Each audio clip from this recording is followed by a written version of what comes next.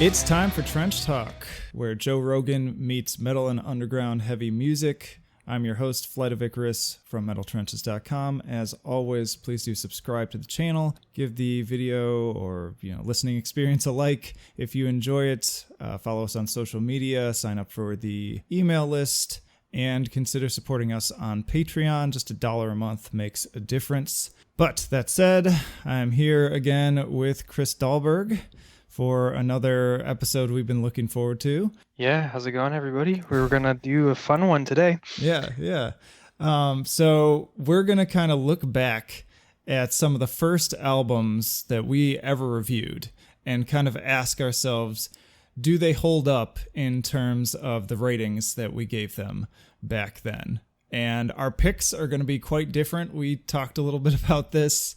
But we didn't tell each other what we were doing. Yeah, no, not exactly, no. But we did talk about how our picks are going to vary just because I didn't start formally writing reviews until about 2014. So that's where my picks are from.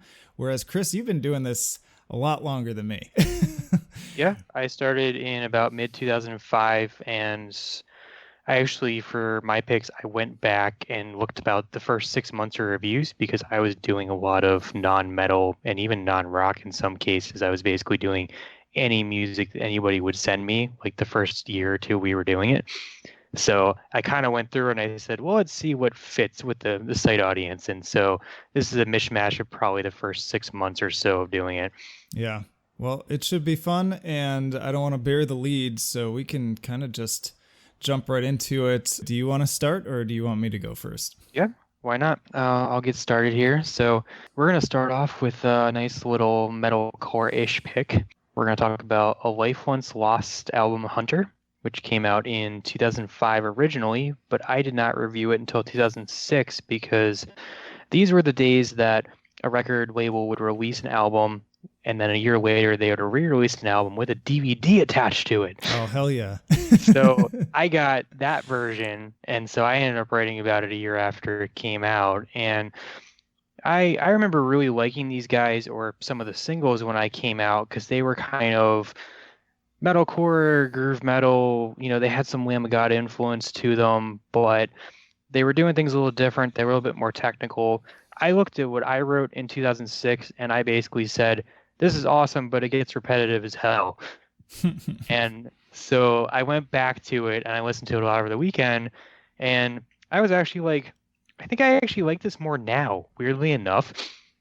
And I think it's just because when you look at a band like this, I followed them, the two albums that came out after, and they changed so much in those albums. They actually went more groove, like more Lamb of God, less technicality, and even got a little weird and a little psychedelic on the last one. And I'm like, looking at that now, I kind of like Hunter more than I did back then. I still admit that as it gets towards the end, it runs into repetition. They start to fall into a similar pattern, but this is almost like metalcore with a little bit of like Meshuggah type gent to it before that was even a word that people were throwing around, because this is way before that. And, they have Randy Blythe on one of the tracks as a guest vocalist, so it totally fits in with the sound they're doing. And honestly, maybe I just don't listen to as much of this stuff right now, but I think everybody moved on from this kind of like sort of technical, sort of Lamb of God kind of deal, and it was kind of refreshing to come back to it. Yeah. And man, you're talking 2005, 2006 was really like peak popularity for Lamb of God, I feel like. That was when they were like really blowing up. That was around the time that I think Ashes of the Wake was coming out during that period. I remember because that album came out like I think my first year of college. And so, yeah, it makes, and that was also around the time that I was discovering things like Sixth too. And you're right, that whole kind of gent sound in metalcore hadn't really evolved into like the bloated thing it is now, where pretty much every band is doing it. And yeah, it is kind of cool to go back and just it's a very time capsule period where Lamb of God was a big thing, so we're all going to kind of sound like that, but we're also going to start playing with like this Meshuggah sound as well. Yeah, and I mean, I was like 16, 17 when I was doing all these reviews, so I feel like part of it might have been at that time, I was listening to a lot of Lamb of God too, and that might have almost unfairly went into how I compared this record. And going back to it now, having listened to Lamb of God for a long time and Life Once Lost for a long time, you can really see how they deviated. So, and unfortunately, this band isn't around anymore. They broke up, and some of the guys went on to do a Static Vision, which is like a crazy psychedelic rock band, totally different, but I do kind of miss them. So what did you rate it back then?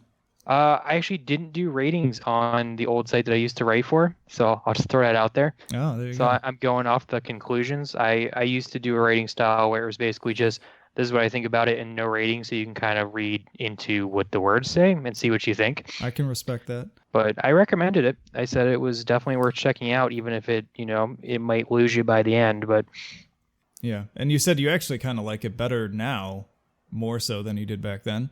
yeah, I wasn't necessarily expecting that, but I know something about the combination of sounds just clicked really well this time. And again, it might just be because I haven't listened to that style in a pretty long time. It's probably been at least 5 or 6 years since I really was reviewing anything close to what this sounds like now, since I've moved so far into the real extreme stuff as far as like black and death metal, that to go back to this, I'm kind of like, damn, maybe I should go check out some like newer bands that sound like this and see what I've been missing out on. Yeah, there's some good ones like that now. Like I reviewed a couple of, in fact, actually, as we record this, I just put out a review for Auras, which probably doesn't necessarily have that Lamb of God element, but definitely the gent side of things going in there, and kind of more of a textures influence sort of sound. And yeah, there's some good bands doing that now. Definitely great. Yep. All right, so my first album is Dawn of the Fifth Era by Finnish melodic death metal band Mors Principium Est. And I feel like these guys are so underrated in the melodeath scene. This was actually my introduction to them. It was the first album I heard from them. A bunch of sites were kind of promoting it at the time, and I was like, who the heck are these guys? And they were saying the same thing then, what I'm saying now, like, that's still a problem. People are like, who the heck is this band? But they're really good and they deserve more. And this was actually, I believe, their 5th album. So I ended up kind of going down a rabbit trail because I enjoyed this one so much. And they've got some really solid albums in their discography that I would argue rival Dark Tranquility and In Flames and all the big ones out there. But yeah, it's a really good album. I initially gave it a, 9 for enjoyability, an 8 for musicianship, and a 7 for innovation. So it averaged out to an 8, which I still feel like is pretty fair. I do think I would move that 8 for musicianship to a 9 because the instrumentation on this album is really good. Just awesome performances, great Gothenburg-influenced riffs, a lot of really ripping solos. And yeah, I think they deserve the extra point for that. So pretty solid, just B kind of album. Really consistent. When I was re-listening to it, I did notice that some of the songs I had kind of rated lower. Because when I go through and listen in iTunes, I actually rate each song individually, even though I don't include any of that in my review. But I had songs on there like Leader of the Titans was only a 3, but I ended up moving that all the way up, and I really enjoyed that song. It's got some really awesome guitars and vocals on it. But my favorites, like We Are the Sleep, largely remain the same. Like I would kind of look away and continue doing what I was doing while I was listening, and then when a song would kick in that I was like, oh yeah, this is really good, I'd look at the screen, and sure enough, those would be the ones that I had hearted as like the favorites. And so it's kind of cool to see that level of consistency, in my opinion, then versus now. What did stand out about to me as I was looking at the review, though, and another reason why I wanted to include this one, was how needlessly mean the opening paragraph is. So I wanted to, I included a couple little snippets from each review, but this one was, so this is how the review opens. Part of me wanted to not like this album. I listen to so much music that my backlog of CDs to buy is costing hundreds of dollars. The prospect of at least one band I like falling on their face and blowing it sadly gives me some relief. Darkest Hour saved me money on future releases. Maybe someone else will decide to make garbage music too. But even that sick side of me is glad to say that this album does not suck. It is pretty consistently entertaining, and yes, I ended up pre-ordering it. So that was how I chose. That sounds to... a lot meaner than you my rate God. these days. Yes, absolutely. And that's kind of what I wanted to say, is that when I first started, I kind of bought into the idea that you sort of need to be edgy, and being mean is like, if you want to be funny, you kind of have to be mean. And that's like what generates attention and views. And sadly, some of that is probably kind of true. But I ultimately, within a good year or maybe year and a half, pretty quickly ultimately decided that that wasn't really how I wanted to represent myself, and definitely not how I wanted to represent the site as a whole. Yeah, I feel like even by the time I met you from Transcending Obscurity, you'd already switched a lot, because that was like a couple years ago, I think. Yeah. And part of it is because like opinions change on things. Like I wrote a really negative thing about the last Flesh God album, not this newest one, but King. And then like 2 months later, I listened to it again and I loved it. And I was just like, that's such a waste. And then I'm laughing at I laughed when I read this one too, because it was true at that time that I hated the new Darkest Hour stuff and was kind of sour at them for the direction they had gone. But then they came back with that like Migrant Flora or whatever that album cover is, with like it's a lot of pink on it. It was produced by oh yeah, I'm trying to think what that is called. Kurt Ballou. But that album's amazing. And now I'm like 100% back on track with them. So it just, I don't feel right about just like I'll jokingly like meme on bands and like crap on things, but I feel like it's less mean-spirited. This, to me, reading that, I was like, that just feels mean-spirited. Like I'm just being a dick, and I don't like the idea.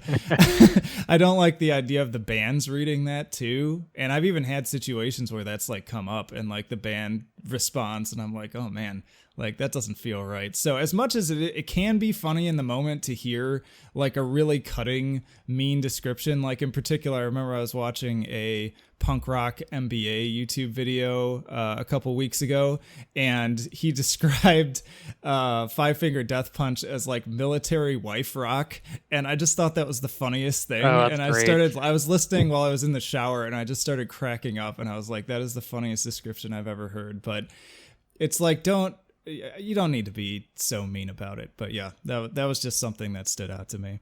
Wasn't this kind of a weird time period for melodic death metal too? I feel like there was a bunch of albums between like 2012 and 2014 that were just kind of whatever. And now we're in this like resurgence where I feel like within the past 2 years, we've just had a lot of really good melodic death metal from old bands, from new bands. It's almost like it had that lull and now it's like come back around. So I almost wonder if it's like maybe these guys will finally get a fair shot. I want to say they've toured the US, but I haven't seen them. And if they did, it was a very limited run.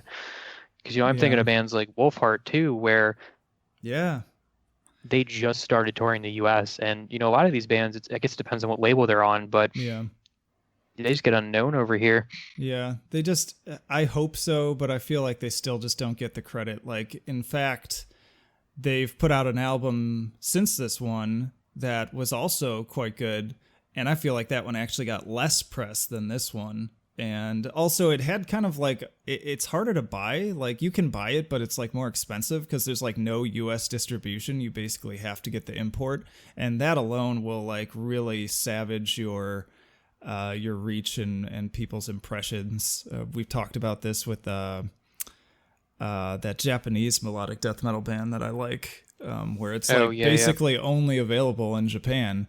And, because I'm looking at Metal Archives and it looks like they're an AFM, and AFM is a very Europe-centric label. And honestly, AFM to me is almost like a power metal label in a lot of cases. So. Yeah. But yeah, that's Dawn of a Fifth Era. If you haven't checked out Mors Principium S, definitely do it. They are, again, every bit as good as like their Swedish counterparts. Just awesome stuff. Especially my personal favorite is I think it's called Liberation Equals Termination. But they have a bunch of good ones. So yeah. All right, so next one we're going to go with is Boy Sets Fire, the Misery Index Notes from the Plague Years. So, oh, wow.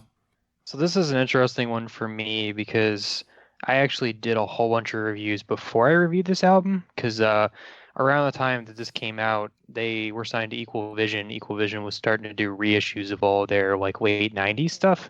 So I actually did a review of the reissue of their debut from 1997, and then an entire B-sides collection before I even got this album. So I kind of knew them a lot more than a lot of bands that I was reviewing at the time, where I was kind of just like, the one album was the snapshot.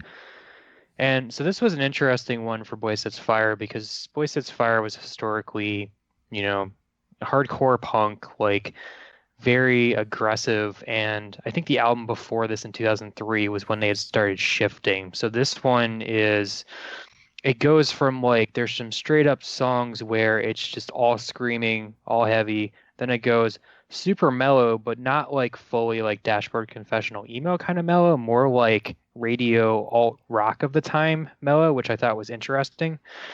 The original review, I noted that I liked it a lot and there was a lot of variety to it, but that there were some transitions that seemed a little strange. And I still find that here, listening to it now. There's some experimental periods they go for where there's almost like a jazzy transition that just appears halfway through the record, and you're like, what am I listening to? I don't know what's going on. But what I find interesting about this, and I still like it a lot, is that it's one of those like maturity period albums where if you look at a band like Thrice or a band like Rise Against, where they transitioned away from that just like super like heavier punk angle into something that was a little bit more radio friendly.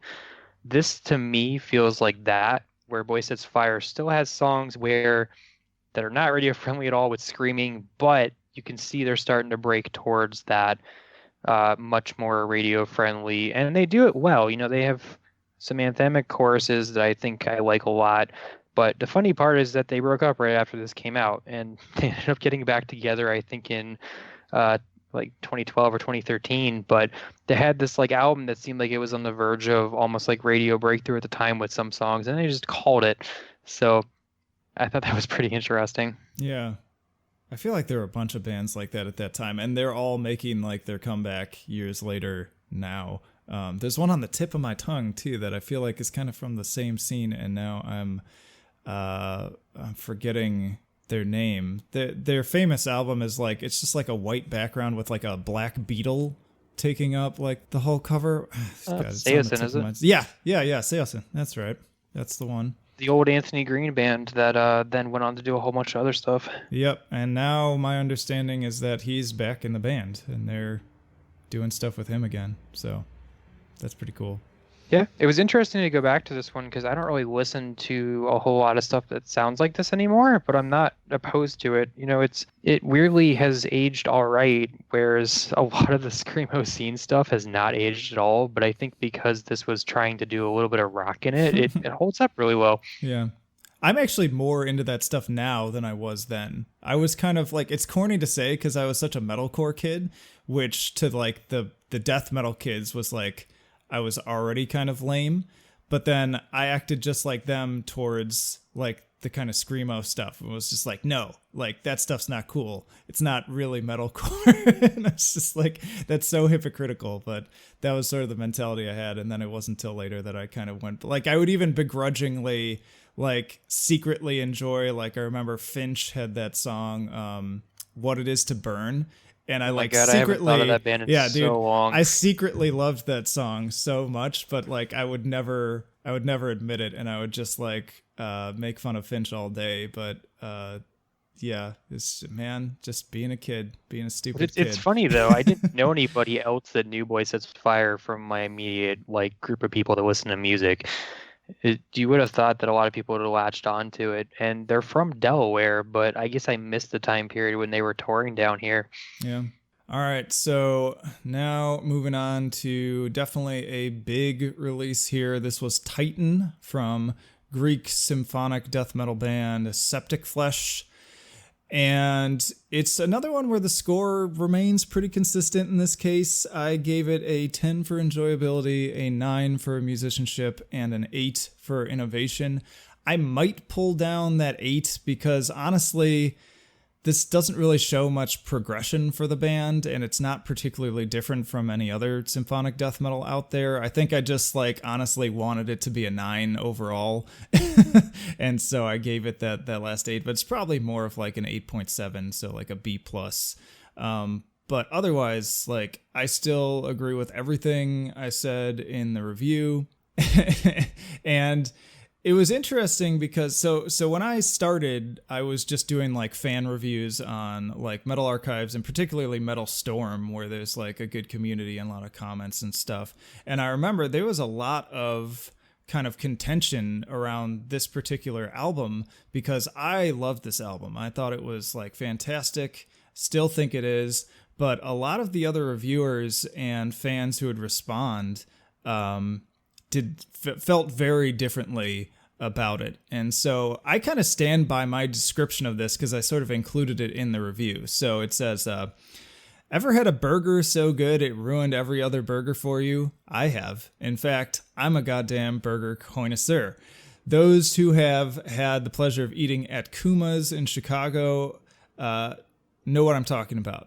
Well, for many, the Great Mass was that burger. It was just so juicy and flavorful in its mastery of death, goth fusion, and amazing symphonics. And 3 years have passed now with the fond memories of that burger only growing every day. So it came as little surprise when Septicflesh's latest meaty outing garnered mixed reviews. I'm actually still very proud of that paragraph. Like, it's a little clunky in places, but I stand by that. I feel like that was a big thing with this album, was that people were still so amazed by, like, Communion in particular was a huge turning point for Septicflesh. That's when I got into them. So yeah, for I feel like that's me, what most people did, even though that's like their, God, I don't even know how many albums they had before that, but that's pretty deep into their discography. But it was like a big change. For that too. Yeah, they very much shifted their sound there.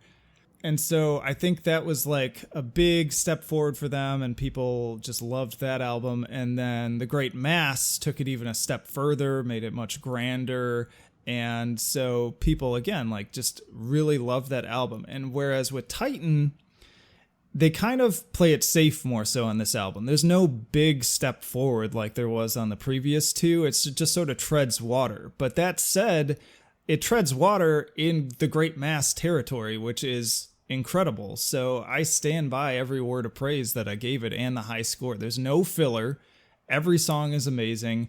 There's classic tracks on here that was amazing to hear them play live, just like last year, I think, is when I saw them.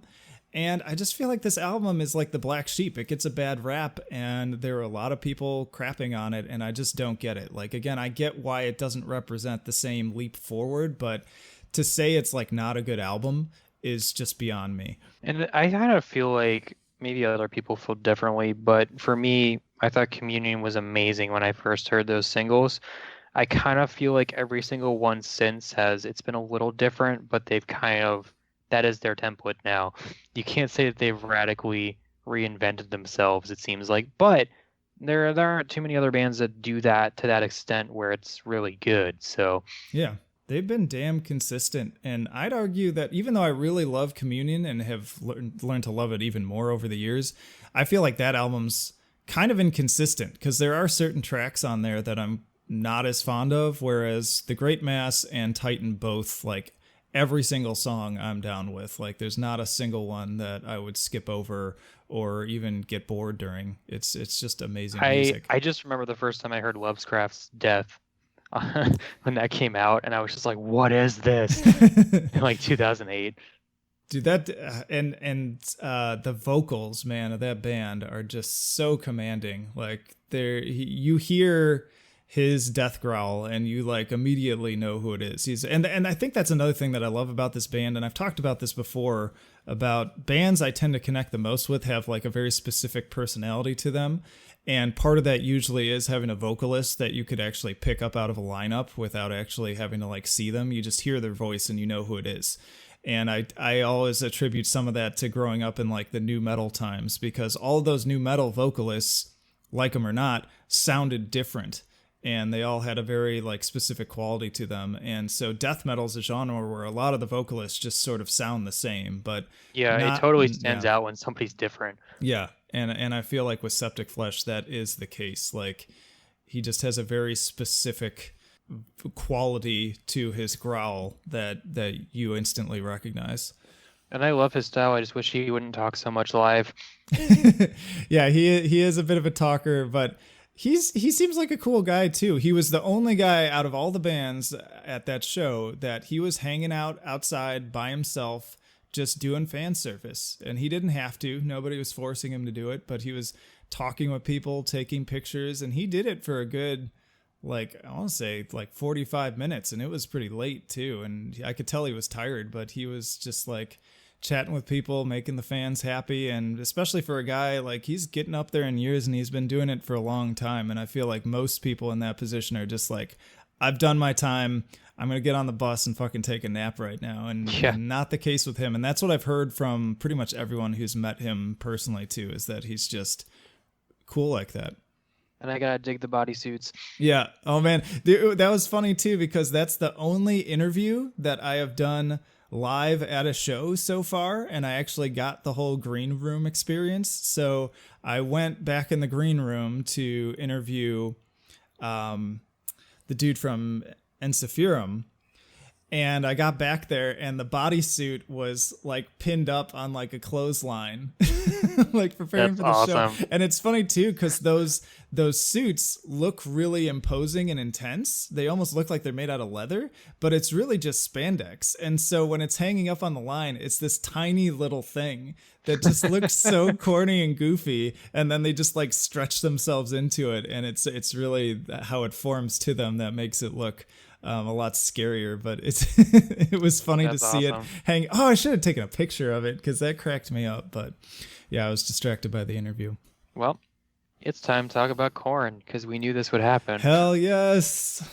And the album is See You on the Other Side. Oh man.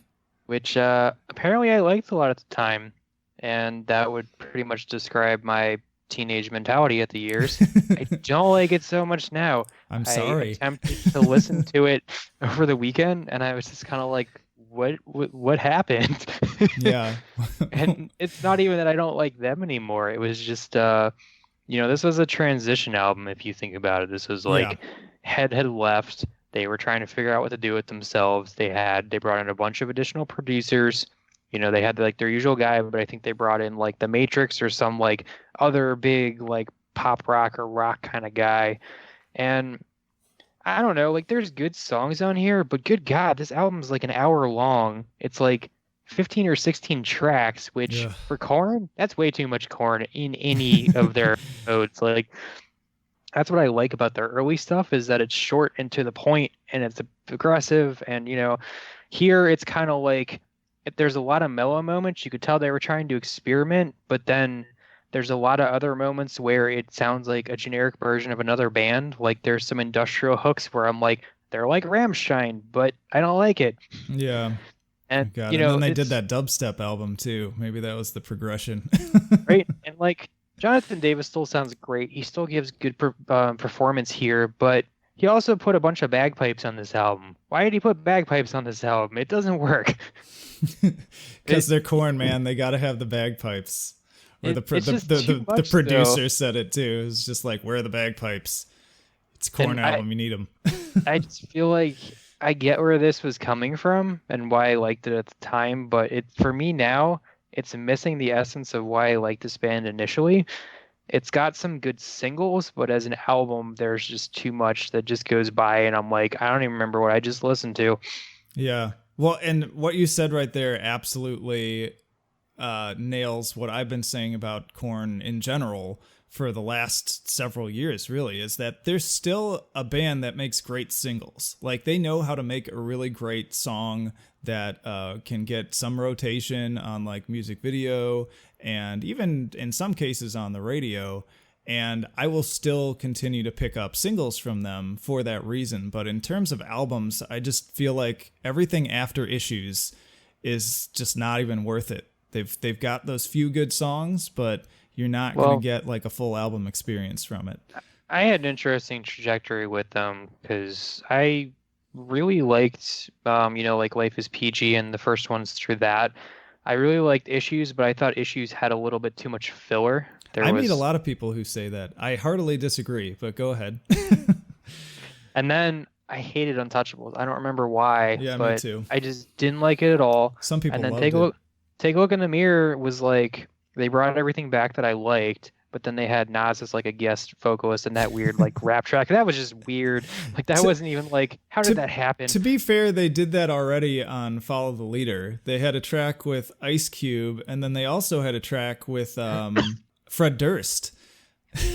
But it worked better back then. It was like by the time they did that in 2003, I feel like the moment had passed, and you're just kind of like, "Hey, you tried to do it again, but okay." Yeah, we were kind of moving on from that 90s era hip hop meets metal kind of stuff. But I completely stopped listening to them after this, even though I liked this album. You know, by 2007, I was so entrenched in death metal and all that I think somebody else, you know, like the guy that was running the site with me, he kind of took over and started reviewing them after that. So he would tell me what he thought of like Untitled and Korn 3, and I think he even liked the dubstep album, even though I heard everybody was just like, "Oh my God, this is the worst thing ever." And yeah, now they have a new one coming out in a couple months, and I'm almost curious to go check out the single that's out to see what they even sound like these days. I didn't know that. Yeah, I have an album coming out September 13th, and I want to say either a single is out or it's about to come out. Didn't they just put out an album last year, or am I crazy and that was already 2 years ago? Apparently, it was Rate Your Music said that was 2016. What? Man, it feels like just yesterday. Right? Interesting. Okay. And so let's see if that single is out. Yeah, so that single came out June 26th, so I might go look that up on YouTube later. Interesting. Yeah, I'll check it out. I was actually intrigued by some of the stuff on the last album, more so than any time. But like you, at that period, I had definitely moved on to, again, that was probably around the time I was listening to a lot of Poison the Well, a lot of Lamb of God, Opeth, Meshuggah, that kind of stuff. And new metal wasn't. Did you spend any time with this album then? No, I pretty much... like you, Untouchables came out. I did not enjoy it at all. I actually did see them live during that touring rotation. But after that, I did not pick up any more albums from them. And to be honest, I don't think I've heard any of their albums all the way through since Untouchables. I think that was the last time. And for me, like, Take a Look in the Mirror was like, probably would have been the stopping point. But then I somehow was able to get this to review, so I kind of was like, well, okay. Yeah. I mean, this is when they were still doing CD promos, so you're like, cool. Yeah, exactly. I mean, that definitely plays into it. Like, I'll come back to bands now that I had long since given up on just because it's like, hey, it's in my email, so I get it for free. I might as well check it out. That happened with the latest... All That Remains? All That Remains, yeah. Which I kind of liked that new All That Remains. I was pleasantly surprised. But anyways, their direction scared me for a while. Oh God, seriously, yeah. We're rock really, now, guys. It went really bad, and there are still some cringy moments on the new album, but actually, it's probably the closest thing to their old stuff that they've had in a long while. But we should probably move on for the sake of time. So my next one, all right. So here is one that my opinion has very much evolved over time, and it wasn't like listening to it right now and realizing I liked it more, but it's just been over the years I've come back to it, and I have talked about this in another video to an extent, but it's definitely, I was gonna say it's the biggest score change on this list, but I've got one later that may actually be the case. But anyways, jabbering too much. This is the double album Juggernaut from progressive metalcore band Periphery. Speaking of gent, I actually initially gave this album a 6, which is one of the lower ratings I've ever given. I hated this album when it came out. I felt literally betrayed by the band because I was a huge fan of their first album, and also Periphery 2 I spent a lot of time listening to, and I just felt like this album was so much more on the poppy side. It felt more packaged. It felt more just...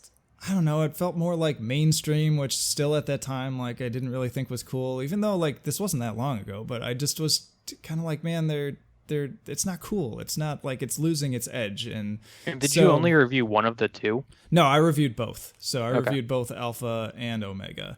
And so again, this is kind of around that same time where my little edgy boy early days started to come out. And it's funny saying edgy boy because I was an adult while I was writing these, so I wasn't really a boy, but yeah. I was trying to be edgy. So here's the, I'm just going to read the intro paragraph and the outro paragraph because these are the most scathing parts of the review. So Good news! Hot Topic has a new soundtrack. I was a little confused to see that Memphis May Fire had changed their name, but hey, new true cult metal, am I right?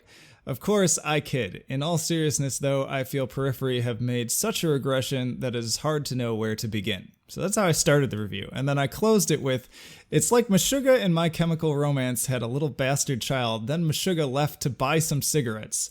Ultimately, I realized that it doesn't matter what I think. The pristine sound, catchy sing-alongs, and lovely packaging are all carefully constructed to sell this album to the masses. I expect to see dozens of new 14-year-old fans and hear the new single on the radio sandwiched between Newfound Glory and Slipknot. I guess everyone deserves a payday. Pretty hard. Did the band see that one? Harsh. I hope not. I pray not, because they did actually repost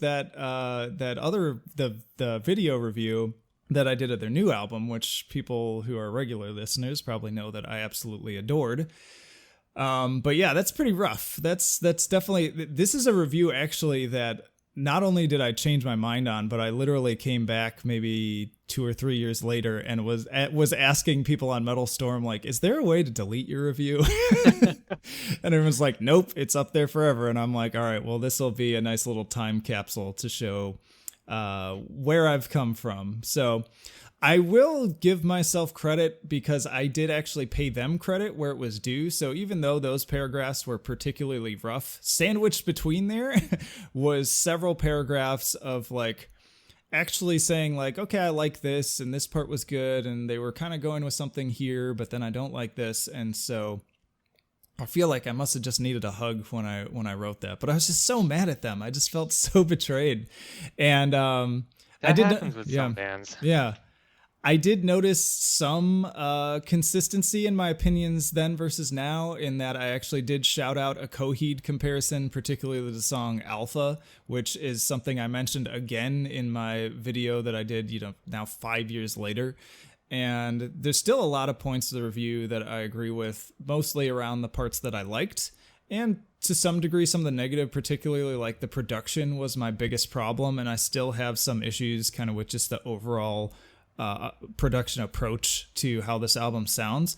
But honestly, now I love this album.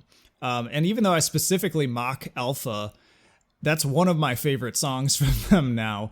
And so ultimately, if I were to review this today, I'd give it a 9 for enjoyability, almost a 10, but I'll say something on that in a minute. It is, I'll just say it now, like, it is uneven. There are some, I feel like there's more kind of filler on this album. It's very bloated. Like, it didn't need to be a double album. Like, they could have easily cut this down to a single album's worth of material, and it would have been stronger for it. I feel that about a lot of bands in that genre, because they all seem like they were doing that for a time period. Yeah. And I respected the conceptual element of it. There's a very kind of like comic book feel to it in a way, and the idea behind it is interesting, but it just feels like, as is often the case with concept albums, it just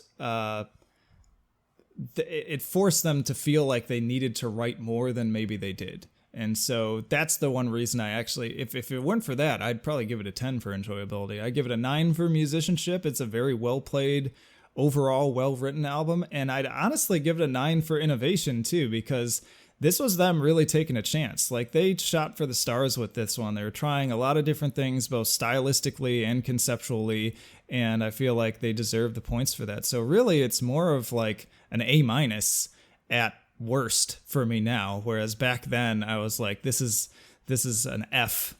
Solid. You were just like, loss. done. Yeah, I really, that's how I feel, and you can tell it from reading that review. And yeah, so this is definitely one that has evolved for me over time, and it's still probably my least favorite Periphery album, but given what a huge Periphery fan I am and how much esteem I put the other albums at, that's really not saying much in terms of it being bad. It's just not quite as strong as the other, God, do they have 4 other albums now? I think that's right. I'm losing count. Something like that. Yeah. All right. What's up next? We're going to talk about Horse the Band. Oh, shit. Nintendo Core. We're going to talk about their second album, The Mechanical Hand, which came out in 2005. I interviewed them around the same year, and Oh, it was that's right. You super told weird. me that.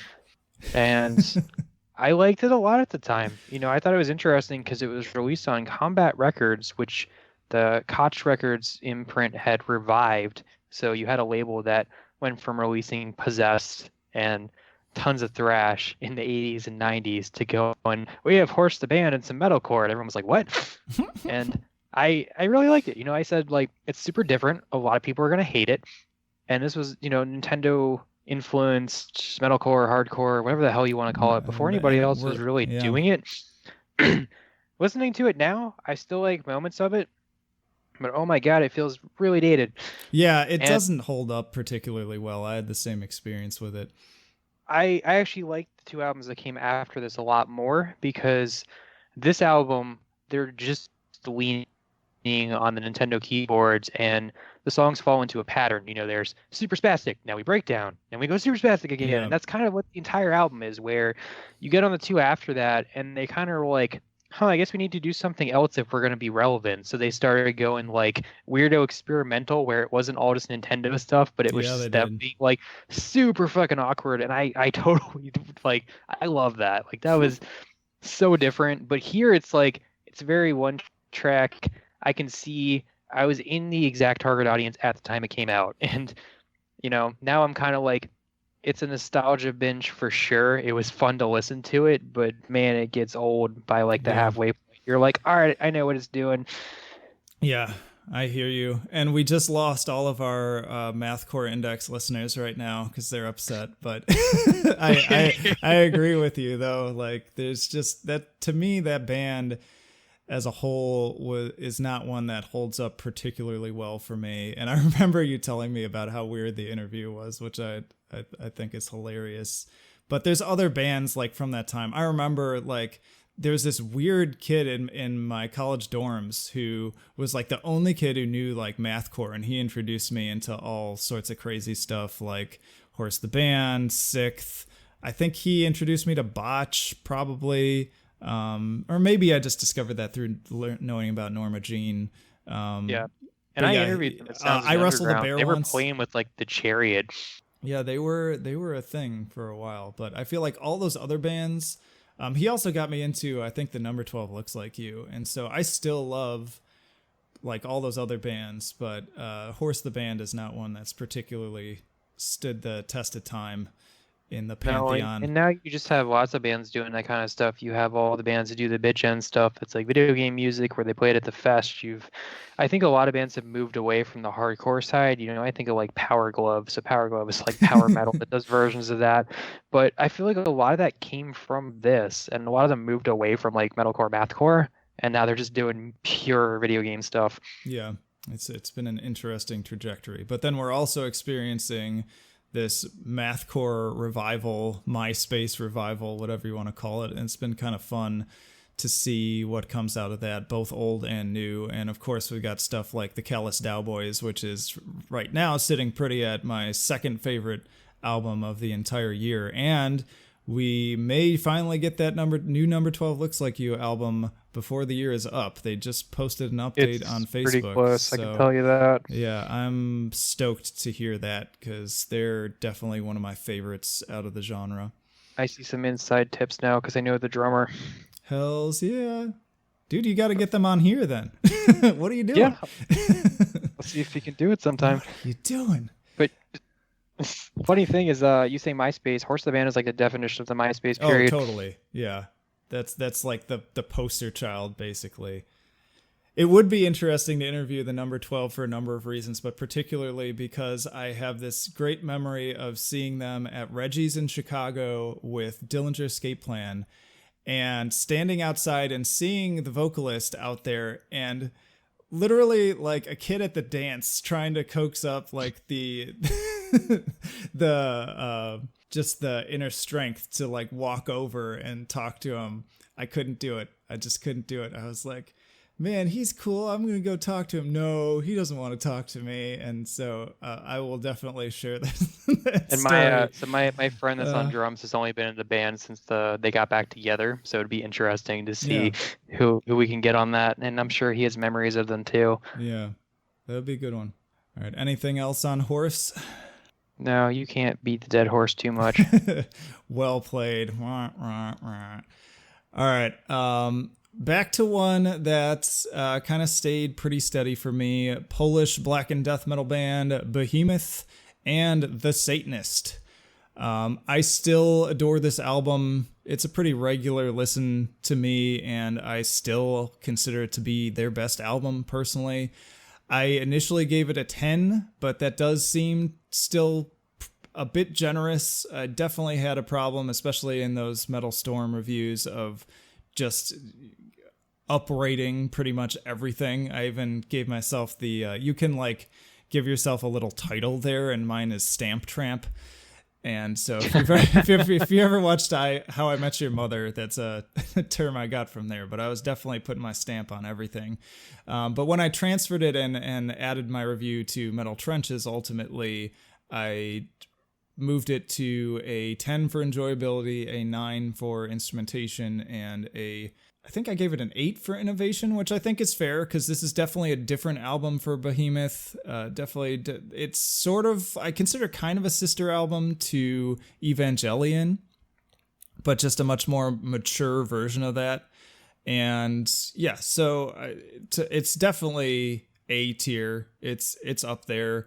I feel like that's pretty fair to keep them at like a 9.3, 9.7 even potentially. It's not quite an A+. I try to reserve that A+, that perfect 10 for something that's a little bit more original, a little bit more different, because this is still overall pretty typical black and death metal. But this also, review-wise, marks my first and definitely not last use of The Shining as a reference point. So the review opens, "What's my favorite scary movie? The Shining. With its subtle psychological terror and slow build that only Kubrick can pull off, it's a masterpiece. Sure, I get down with the gore-ridden creature features too. Everything from Evil Dead to Friday the 13th is cool in my book. Why is this relevant?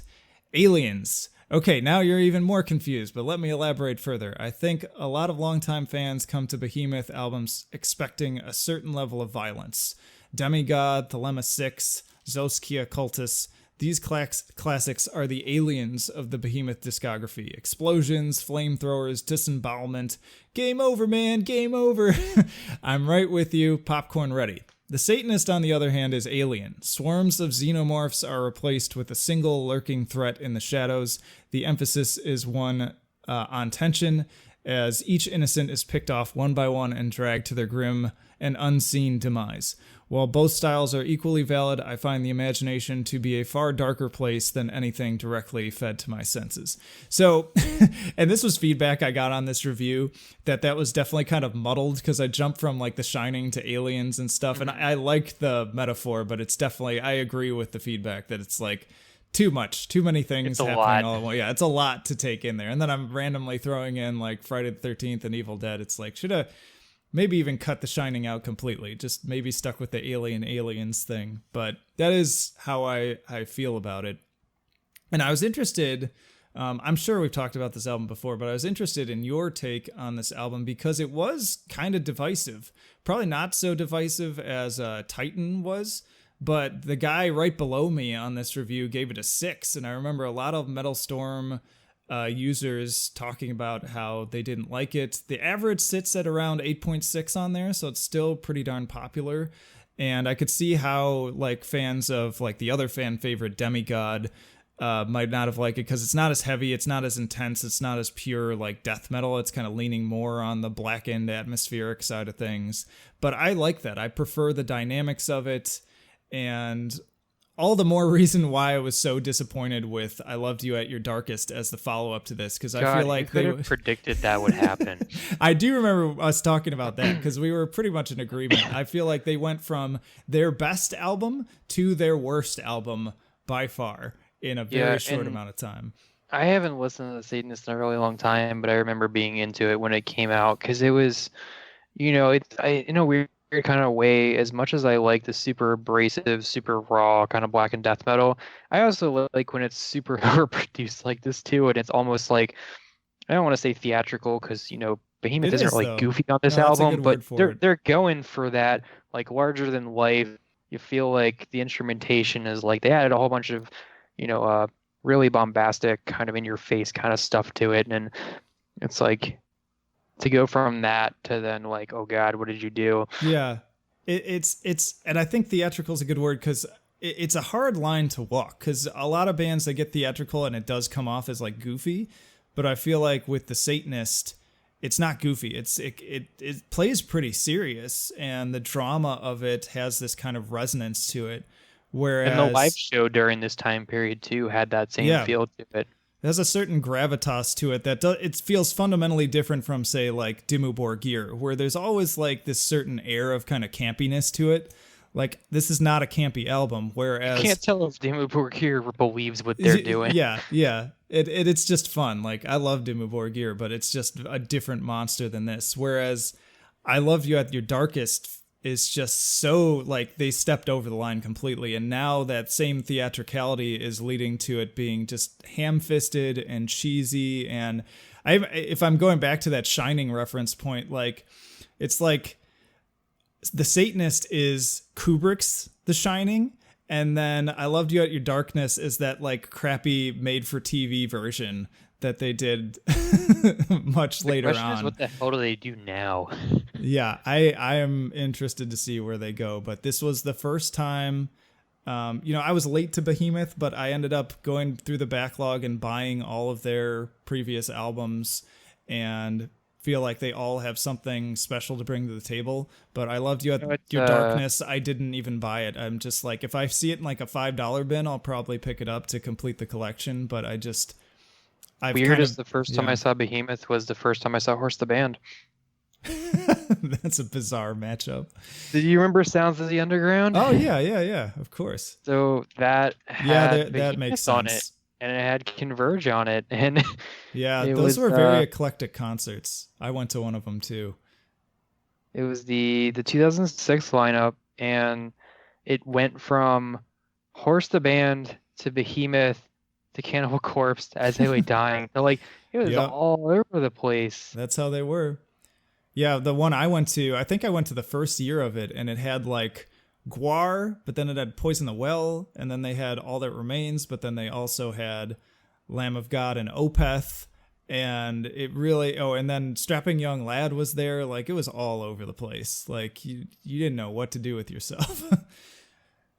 Yeah, I kind of miss stuff like that. I mean, I went to Rockstar Mayhem Fest for a little bit, and it was interesting because you'd have the crowd that, like the year that we went, Disturbed and Godsmack were like the last two bands of the night. I think Megadeth was like RO here in the night, and it was like you had a very big divide between like the rock crowd and the metal crowd. Like that was when Suicide Silence, before Mitch passed away, like they were playing earlier day, and then the end of the night you're watching Godsmack, and you're like, what am I doing? But I kind of miss that diversity. That was one of to this day, I think one of my favorite concert festival type things that I've been to. And I used to go to Lollapalooza used to be kind of like that, although it wasn't like metal, it's more rock oriented, but that's shifted a lot too, where it's all like kind of indie folky poppy stuff now, and then also like a lot of like anymore, is he? I don't even know. And then they even have like all this dubstep stuff. It's like, well, not dubstep. Dubstep was a thing for a while, but then also just like DJs in general. And there's more like rap there now, which was cool when it was kind of mixed in. Because I remember I saw one where the same stage played Foo Fighters and Eminem, and that was kind of interesting. But that's pretty cool. Now it's gotten kind of lame. I've looked at the lineups since I've been away and not been intrigued. And with the cost of those tickets, it's just like, I remember seeing Nine Inch Nails and Rage Against the Machine and Tool, A Perfect Circle, Radiohead. Yeah, that was like concerts. Every kid and teenager's dream festival that nobody outside of where like Chicago could get to.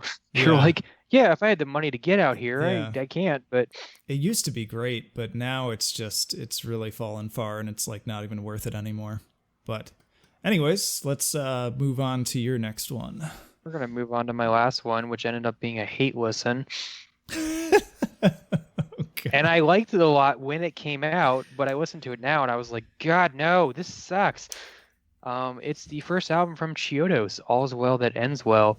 That's so bizarre that you bring them up because I just had them randomly brought up. Oh, I was listening to an old episode of no. What was I listening to? I don't know. I was listening to something and they randomly brought up Chiodos. It might have been Red Letter Media. I don't know. But anyways, go on. And this was, so they were a band for a while before that. They were called the Chiodos Brothers, and they put out some independent stuff. And then they became Chiodos, and they came out on Equal Vision, and they blew the hell up. Like, they hit it at the right time when they were doing this, like, scream kind of, you know, a little bit of screaming, lots of singing, lots of just, like, kind of heavy instrumentation. And I get why it was popular at the time and, you know, why everybody dug it. It was the middle of the MySpace period. The scene was going really strong. You had bands like the Fall of Troy and the rest of the Equal Vision lineup that, you know, were touring with this band. And so they kind of went along with all that. But yeah, I was super into it at the time because I'm pretty sure anything that had that like screaming into singing, I just ate up regardless of what it sounded like when I was a teen. And listening to it now, I'm just like, this doesn't sound good. I don't know what I was thinking because the screaming is really bad. Like Craig Owens has a good singing voice, but when he screams on this, it sounds like he's ripping his vocal cords in, like he's not doing it in a way that's sustainable. And there's a lot of like weird compression on the mix. Like when they go heavy, it just sounds like the guitars are muted and you're like, I can kind of hear a riff, but it's just like bleh, bleh. Like, you know, and there's random experimentation, there's piano, they try to do kinds of stuff, and it just feels like a mess. And I think that the one that came after this, the Bone Palace Ballet, I'm almost scared to go back to it now because I had such a hate reaction to this one, but I remember that one cleaning things up a little bit. So I'm hoping I'm right. And then they had that whole time period where he quit the band, they did something else, and he came back, and then they broke up again. But yeah, this reminds me of the peak of me being into the scene, and going back to it now, I'm just like, hey, I can leave this one in the past. It's okay. Yeah. Oh, man. Yeah, there were a lot of albums like that from that time. And again, there's certain bands that still, their albums hold up. Like that first, the Fall of Troy album is still excellent. Like I even went back and like I had a digital, but I went back and found like a physical copy of it because I just liked that album enough that I wanted to own it. But I feel like that's the diamond in the rough in a big pile of crap. Yeah, and for me, like stuff. I bring up the Fall of Troy and like Circus Survive because I feel like those bands, the same albums from those bands that came out the same year as Chiodos, they're like almost timeless. Like I could listen to them forever. They have good hooks. The music is well produced. It has that right mix of stuff. But this is just in that time period where I'm like, no, this didn't hold up at all. Mm-hmm. A lot of the Equal Vision stuff, I think, was from that time period, is kind of rough now. Yeah. I am remembering the reference now. I was rewatching, I believe it was the Red Letter Media review of the Critters series.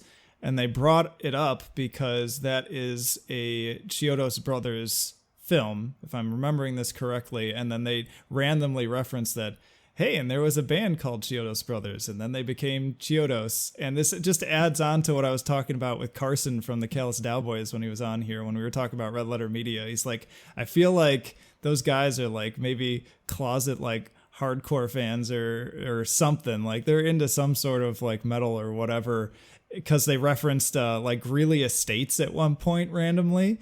And then they also bring up Chiodos, and it's like, interesting.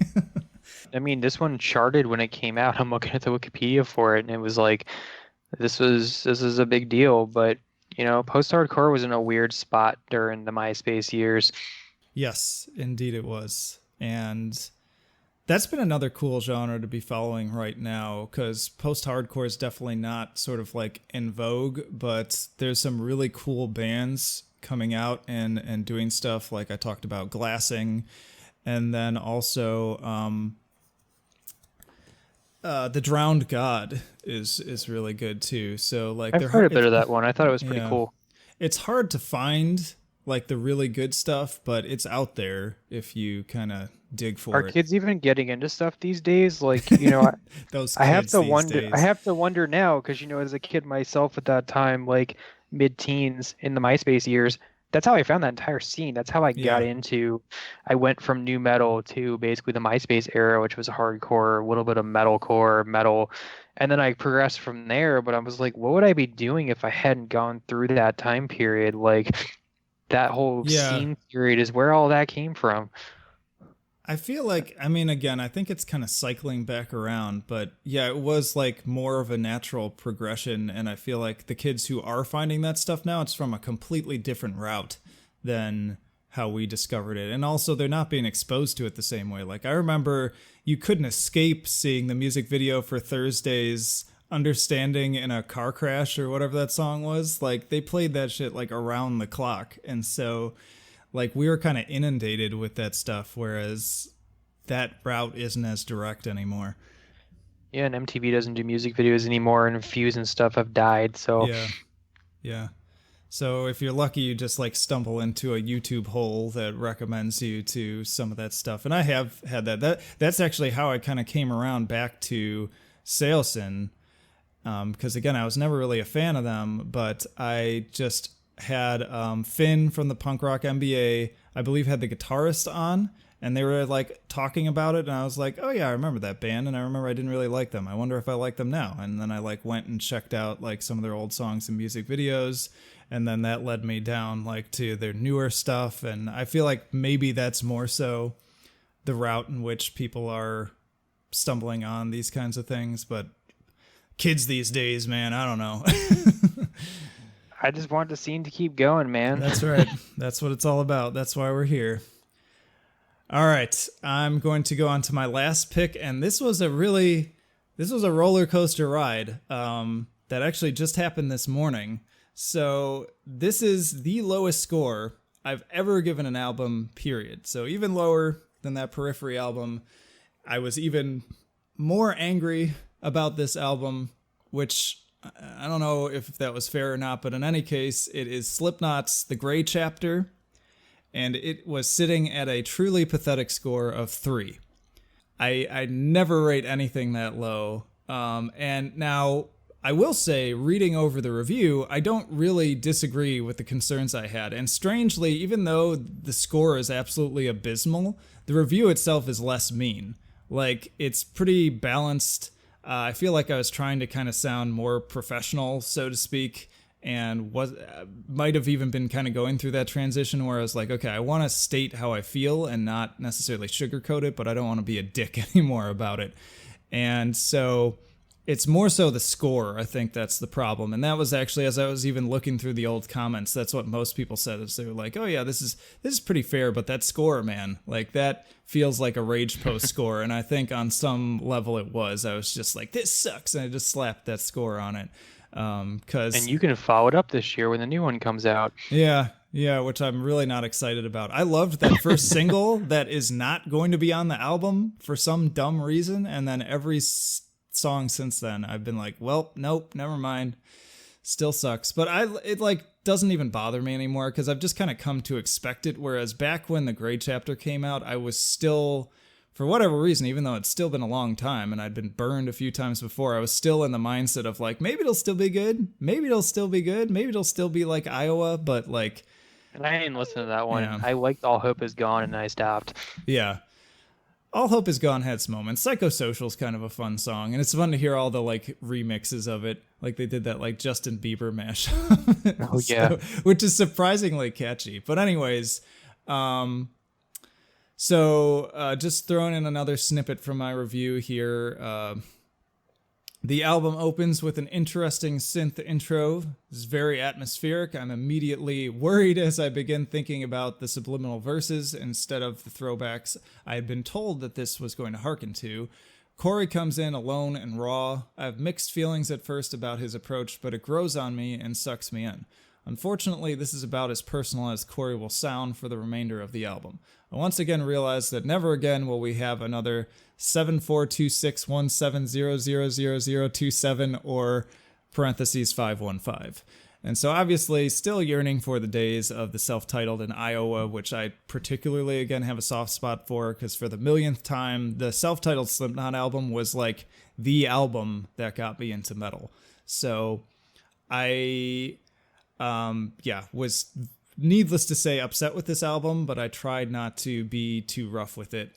Now, the crazy part, though, that happened this morning is this is an album where, unlike all the other albums where I've been listening to them over and over again throughout the years, I have not listened to this album since I wrote this review.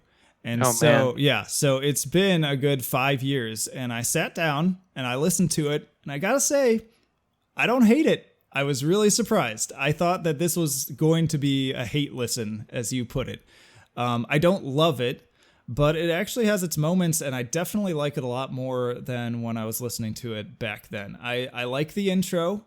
I was actually surprised that it gave me a few feels, really. It was kind of like I felt something listening to it. And then there's some really pretty solid heavy tracks on here, especially like early on. You've got Sarcastrophe and AOV start things off pretty strong, and they even have kind of like some Iowa vibes to them, and also Cluster, and then the negative one. I actually banged my head a little bit. I caught myself like actually Nice. kind of grooving to the music. I was like, I'm genuinely surprised with it. It was kind of funny when I first put on Sarcastrophe, I accidentally had my YouTube set at 2x speed. So that made it sound a lot heavier. And I'm like, ooh, that would be actually kind of cool for them to really amp up the RPMs on this. But then even when I switched it back to how it's supposed to be, it's pretty catchy. And yeah, like I feel like I was definitely overly hard on this album. Now, that said, I still hate Kill Pop. I think that's probably the worst song they've ever written. It's corny as fuck, and probably a big moment that sort of soured me on the album to begin with, because I think that was one of the first singles, and it almost like primed me to be like, oh yeah, I'm going to hate this album. And it probably like kind of colored how I saw all the other songs, even though there were some better ones. But even there, like, I give credit to Corey's vocals. I thought it was also funny reading my review that I forgot that I made the comparison between his voice and Greg Graffin from Bad Religion. And Interesting. trust me, listen to Corey's singing either on Slipknot or Stone Sour, and then go listen to a Bad Religion album, especially their kind of later stuff. They have almost the same voice. And I again, looking through the comments here, there are a bunch of people who are like, I never would have thought of that comparison, but you're absolutely right. It's really bizarre. So yeah, it's something that you can't unhear. So I'm sorry to those of you who like don't want to hear that connection, but it will be, trust me, if you listen to both bands, it will be forever burned into your brain. It's very strange. So yeah, like if I'm being fair and I was rescoring this album now, I'd say it's probably about a 7 or an 8 even for enjoyability. Probably more so the more I listened, like early on, I was kind of like, this might be an 8, but the more I listened, I ran into the same problem that you mentioned before. It is too long. I forgot that this album is an hour and 15 minutes. I'm like, Why did so many bands do that? You know, Boy Sets Fire was an hour. Like Korn was an hour. That's why it took me so long over the weekend to do it. And I was just like, why is there so much of this? I feel like that was like a leftover thing, like especially from the 90s, because like the way I see it is compact discs became popular, and it was like, ooh, we can fit more music on these, so we better use like every second of it. Let's just fill it up. And that's why everybody had like a bonus track. Every album was like 16 tracks long, especially like new metal bands did that a lot. Like there's so much There were so filler. few bands that could actually fill it out. Yeah, and so especially with this, like it being like a late tier new metal band after new metal had already like gone down in popularity for several years, to try to pull off an hour and 15 minutes, like there's not even that many like progressive bands out there that I think can really well pull off an hour and 15 minutes. Like I complain about this in my reviews to no end when albums are too long. It takes a really good band like Warforged, who did put it out hour and 15 minute album this year, that fills every second of it and makes it interesting. But this one, man, it starts to drag and drag and drag, and the filler becomes really apparent. There's a lot of filler on this album, so that pulled it down for me. So I feel like 7's pretty fair for enjoyability, but I give them like I give them like an 8 for instrumentation too. They play their instruments well. The songwriting in a lot of parts is pretty decent. It's nothing particularly flashy or technical or anything. But an 8 seems fair, and then about a 7 for innovation. It's like your typical late 2010s new metal. So really it comes out to like a 7.3. So that's like a C. And That's I feel pretty like, good. yeah, I feel like that's pretty fair. Like it's not horrible.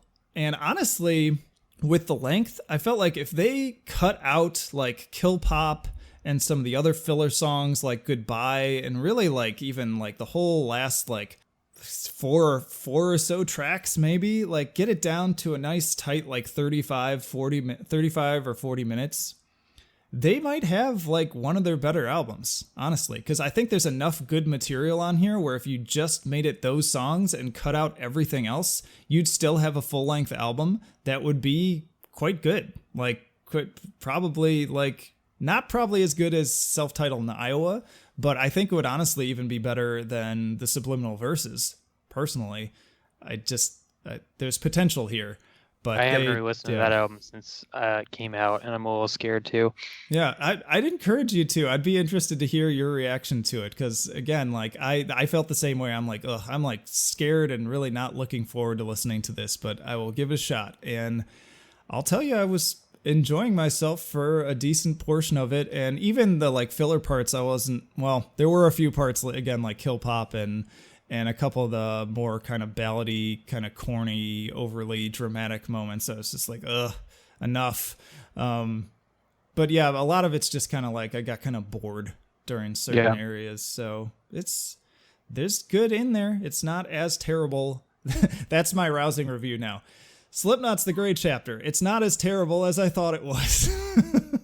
Do you know how I knew that Chiodos was going to be a hate listen? Why is that? So the album has a slipcover, one of those like it goes over the CD. Yeah.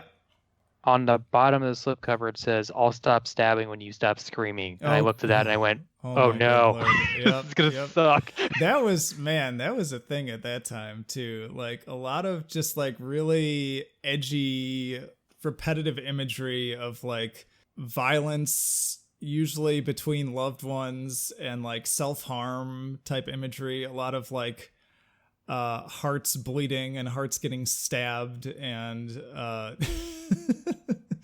and I'll tell you, myself included, I would look at those covers and be like, oh, that's so cool, man. That's all like dark and edgy and I like it. And now I look at it and like I have some nostalgia for it, but I'm just like, dude, really? Yeah. When I looked at that, I was just like, this is not gonna go well. Oh my god. But yeah, some of my own closing thoughts having gone through this. I'm glad you came up with this idea too, because it was kind of fun. But I think overall I was intrigued with mostly how overall consistent I still feel about most of the albums I reviewed back then. And, given it's not that big of a leap, it was only about 5 years ago, but I looked over several others from that time period as I was kind of picking which ones I wanted to talk about. And most of them, I was like, yeah, this feels about right. Score feels about in the right area. Same critique I gave of it. So I tried to make sure I picked a little bit more of a variety of ones that were consistent versus ones that had changed quite a bit. But it was also interesting to just be reminded of how much my review format has changed, because I was still writing multi-paragraph, longer reviews back then, whereas now I'm just trying to like pump out as much good music as I can for people to check out and recommend it to them. And so that meant kind of forcing myself to be more descriptive and concise within a smaller amount of writing, because I just don't have time to write 5 paragraphs on even 5 albums a week. It's just not particularly doable. So that's why I've spread mine out more. I can't help it. I like writing that way. Yeah. No, I mean, and there's room for both. And so it's nice to have like between myself, you, and Raffi, like we've all kind of got our own different styles and approaches, and there's room for all of it. So did you have any kind of closing thoughts or just overall reflections as you were going through this? I was super excited to do this. I was also super nervous to do this because of how far back this goes.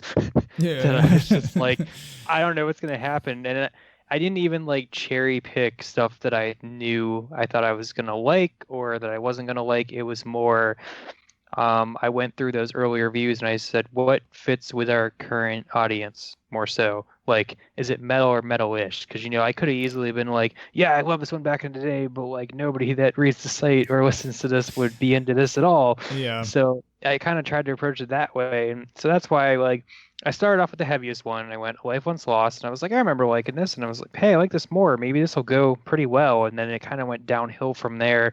It was like, all right, Boy Sets Fire holds up. That it works out. And downward trajectory. Horse the band, I like it. I just don't think it holds up. Right. It was a fragment, or like a fragment of that time period. And then from there it was just like Korn was horrifying, man. Like as much as I like some of the songs on that album, I think I got like halfway into it and I was just like, this is almost over, right? And it's like song 8 of 16 and I'm like, oh god, it keeps going. Yeah, it's just people need to focus on quality over quantity. I say it over and over and over. You go back and you read your reviews and you're like given all this like high praise and you're just like, who is this person? Like I said, I was the stamp tramp, and I probably still, compared to some, I still get that criticism sometimes that I like rank too many things too high. But one, I defend it in that like people have different scales. So like a 0 to 10 for, say, the needle drop is very different from a 0 to 10 for me, because I'm operating from a very like US grade system scale where a 7 is a C, whereas I feel like good old Melon is operating from a 5 is a C. And so he's more apt to use those lower numbers. And then on top of that too, like again, because of my time restraints, because I only have a limited amount of capacity to share stuff, by nature, I'm not going to waste my time listening to albums that I don't think are like even C worthy. I'm going to spend my time with stuff that is like at least a C plus or higher that I actually enjoy. So then just on average, my scores are going to fall more into that 8 range, because I don't want to waste my time and I don't want to waste the reader's time either. Because why? That's how I feel too. Yep. Like, I have to download it. I have to open the promo, listen to like a minute or so of a track. If I dig that, then I go, okay, we're going to download it. And then it goes into queue to potentially a review based on time, based on whether you or Raffy grab it, that kind of stuff. But the crazy part for me is now that I'm at 14 years of doing this, I'm in like the thousands of albums that I've written about. And there's stuff where I've like pulled it up and, especially if it's like bands releasing stuff that have been around for a while, I'll be like, this sounds familiar, but I don't remember it. And I go back and like I wrote a positive review about it, and I'm like, when did I even do this? Well, this is from like 2009. Well, we had that experience. I remember I messaged you the other day, and literally, I think it was just like 2-3 weeks ago, a review went up that I had written, and I was going to it to like grab the link to post everything on social media and everything. And I messaged you and I was like, I don't remember reviewing this album. And I'd literally only reviewed it probably at max like a month earlier. So like that just goes to show just how much stuff I'm getting on a regular basis and how much stuff I'm listening to try to sift through it all and give people what I consider to be, the best stuff, the stuff most worthy of their time. But that happens sometimes where I will review an album even just like a couple weeks back and have no memory of it, because by then I've already listened to another like 20, 25, maybe even 30 albums. And it's just even worse lost. when you add years and years into it, because that's where I've been like, you talk about a lot of these bands getting back together, of like some of them are obscure, some of them aren't, and they'll be like, first album since 2008, and I'm like, cool, and I go back and I'm like, wait, I wrote about that in 2008. I don't remember that, but they're now a band again, and I can write about them again, I guess. I think I've even reviewed an album, forgotten I reviewed the album, and then started to write a new review of the album. And I don't discover it until later. Or maybe I reviewed the album and I'm like, I come back around to it, don't remember I reviewed it, and I'm like, I don't have time to review this, so I'm just going to make a post of it. And then I see that like, oh crap, there's already a review of this. Why am I like doing double duty here? But it's just, there's so much music out there, and it's so hard. I did that with an anime once when I was writing about anime for a little bit, and I like went and wrote half a review, and I looked and there was a review from 2 weeks ago of the same thing, and I was like, what did I just spend like an hour doing? Yeah, it's, oh my God, there's just so much, like, especially now, like there's so much music out there. So it's funny, like, on the one hand, I agree with people who are saying like, you don't necessarily need to like utilize sites like ours anymore. Like you don't really necessarily need the bloggers and whatever. Like that's true from like a band and marketing standpoint. You don't necessarily need us anymore to get your music out there. There's plenty of other avenues to do that, especially if you just know how to market yourself and build a brand and utilize Bandcamp and social media and everything. On the other hand, though, I would say from a fan standpoint, I think the value that's even more so from sites like ours now is that because there's just so much and so much more than there used to be, it's nice to have other people with similar tastes out there to tell you like, this is good, this is crap, this is, you know, something you should check out, this is something you should absolutely buy. Like it just, because most people, like, time is the biggest commodity, and the average person doesn't have enough time to even listen to the albums I'm listening to, and I'm only probably listening to maybe 5% of the albums that are hitting my inbox. That's just the way it is. Yeah. and what's hitting my inbox is probably only like 0.00001% of all the music that's out there right now. It's crazy to think about that. It's like staring into space and trying to count the stars. You can never catch up, and I appreciate all the people that send us music that understand that and aren't pushy about it. Yes. And you know, it drives me crazy when someone's like, you open the promo or you downloaded it, like you're definitely gonna review it, right? And I'm like, no. Like, it's like, if I review it, I'll tell you. It's like, come on, be fair, man. Yeah, it is hard. Like, I try to be nice, and I get that like they're doing their job and coming back around, and especially for bands that like probably aren't getting as many reviews, they're like really hoping that second email will get you to cover it. But it is annoying when you get the email over and over again. And I'll let you, for the bands out there that are listening, trust me, if you sent me your band, there's a good chance that I saw it, and if I'm going to cover it, it will end up on the site. And you may get an email from me in that situation, not always, but I'm not always going to respond immediately to your email just because you sent it to me. I used to try to do that, but there's just too many. There's too many people to respond to, and I sometimes feel bad, but I just can't get to everything. I can't respond to everyone. If you send me a second email, that's fine, but leave it at that. If you don't hear from me after the second email, that absolutely means that I know who you are, I saw the music, and either I'm covering it or I'm not, and I just am swamped, and I don't have the time to respond to everyone. And yep, especially after 14 years for me, I have so many contacts, and people just randomly find me where it's just like, I don't even look at emails when I choose what to write about.